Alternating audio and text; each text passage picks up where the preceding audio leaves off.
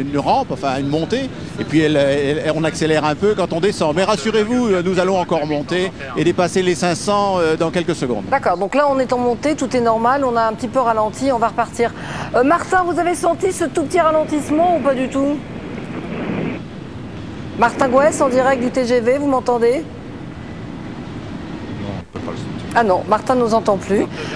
Donc en effet, il peut y avoir des variations, mais qu'on ne ressent pas quand on est dans le train. Puisqu'il y a des rampes et ça joue bien que la puissance du train soit considérable. Voilà, on a passé le 518. Donc alors là, on a dépassé le record de 1990. Là maintenant, tous les records sont déjà battus. Ouais. Il n'y a aucun train au monde n'a été aussi vite que maintenant. D'accord. Il est déjà le plus rapide dans l'histoire.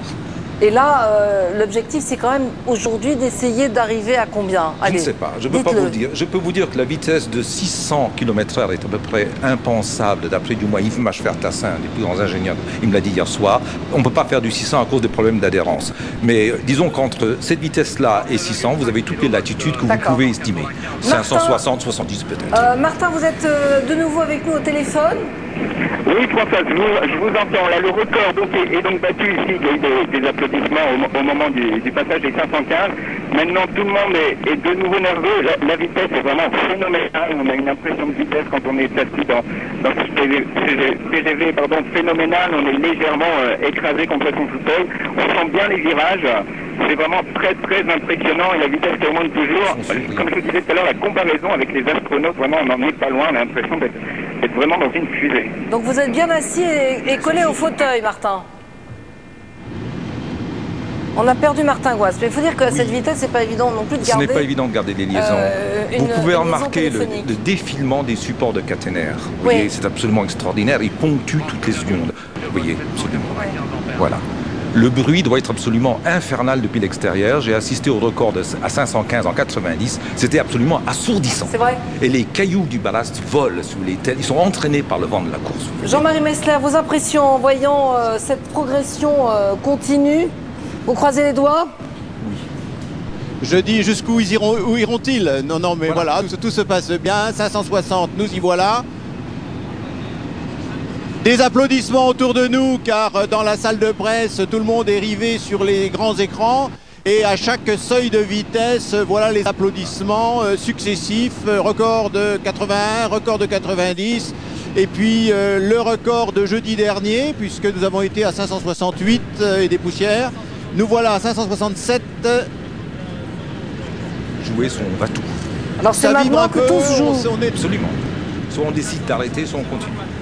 C'est le va-tout complet. Alban Mikosi. Françoise, pardon de vous interrompre Françoise, mais le voilà au bout de la ligne droite. Effectivement, c'est pour ainsi dire une fusée sur Terre. J'imagine que vous voyez cette image extrêmement spectaculaire. Alors il passe à notre hauteur. Ah, c'était extraordinaire.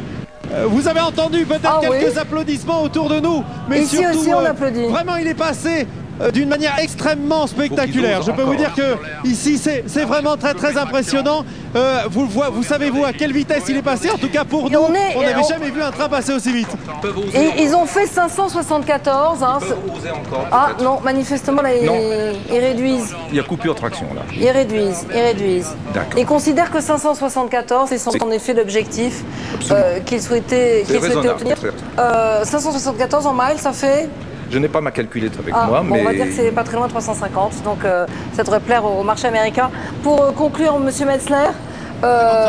C'est plus de 355 miles, tel que je les ai calculés hier. Donc c'est un chiffre rond, intéressant pour la communication, mais surtout une merveilleuse réalisation commune des gens qui ont préparé les rames, des gens qui ont préparé la voie, des gens qui ont mis en place le matériel et qui aujourd'hui dirigent les essais. Et puis je n'ai garde d'oublier tous ceux qui ont précédé, qui ont permis aujourd'hui qu'un train, finalement, deux roues roulant sur des bouts de fer, roule à 574 km/h. Merci beaucoup pour ces impressions, Jean-Marie Messler. 574,7 km/h, c'était donc le record. C'est maintenant que c'est dangereux, parce qu'il faut ralentir. Il ne faut pas freiner. Merci, ils vont ralentir. Merci Clive Lamick. J'ajoute qu'à 13h30 tout à l'heure, nous retrouverons en direct toute l'équipe qui était dans la motrice, à commencer par le conducteur qui nous donnera évidemment ses impressions. En attendant, retour aux autres informations de ce mardi 3 avril. On en sait maintenant un peu plus sur ce tsunami qui a ravagé les îles Salomon. Difficile de se faire une idée précise du bilan. 13